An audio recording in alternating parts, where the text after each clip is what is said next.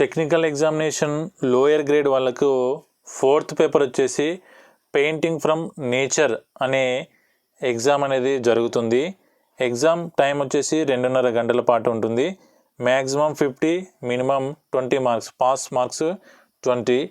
ఈ painting from నేచర్లో మనకు ఏవైనా 2 లేదా 3 ఆకులతో కలిగిన ఒక ఫ్లవర్ని ఇవ్వడం జరుగుతుంది.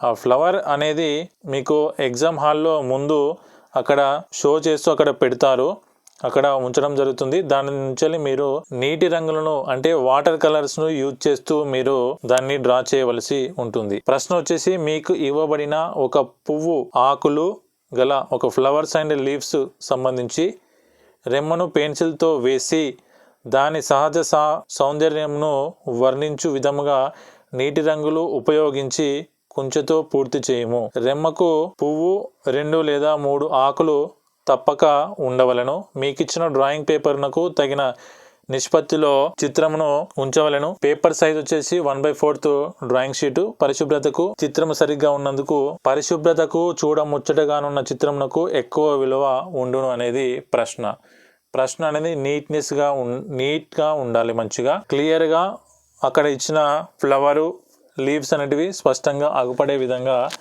ఆ ఇచ్చిన డ్రాయింగ్ షీట్ మొత్తాన్ని యూజ్ చేసుకుంటూ మీరు డ్రా చేయవలసి ఉంటుంది. ఈ విధంగా ఫ్లవర్, దాని మొగ్గ, ఆకులు ఈ విధంగా ఉండే విధంగా నీట్గా దాని మధ్యలో ఉండే కాడ కూడా అగుపడే విధంగా స్పష్టంగా ఇంతకన్నా మంచి నీట్గా డ్రా చేయండి. ఇది వాటర్ కలర్స్ ద్వారా మాత్రమే యూజ్ చేయాలి. వాటర్ కలర్స్ని యూజ్ చేస్తూ నీట్గా డ్రా చేయడానికి సంబంధించిన అంశం. ఈ విధంగా ఫ్లవర్స్ 2 రకాల ఫ్లవర్స్, 3 లేదా 4 అంతకు మించి లీవ్స్, ఆకులు ఉండే విధంగా ఇక్కడ గులాబీ ఇవ్వచ్చు. ఇలాంటి రకరకాల మీకు ఎగ్జామ్ సెంటర్కు అందుబాటులో పూల తోటలో ఉన్న ఏవైనా వాటిని తీసుకొచ్చి మీ ముందు అక్కడ టేబుల్ పైన పెడతారు. వాటిని చూసుకుంటూ మీరు డ్రా చేయవలసి ఉంటుంది. యాజ్గా డ్రా చేయకున్నా కానీ మీకు ఏ విధంగా అయితే ఫ్లవర్ మీకు ఏ విధంగా వస్తుందో దాన్ని బట్టి మీరు డ్రా చేయవలసి ఉంటుంది. ఇది పెయింటింగ్ ఫ్రమ్ నేచర్కి సంబంధించిన విషయాలు.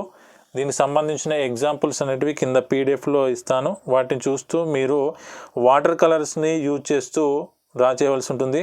వాటర్ కలర్స్ యూజ్ చేసేటప్పుడు జాగ్రత్తగా బ్రషెస్ను ప్రతిసారి మీరు ఒక కాటన్ క్లాత్లో దాన్ని తుడుస్తూ అక్కడ పెయింట్ చేయవలసి ఉంటుంది.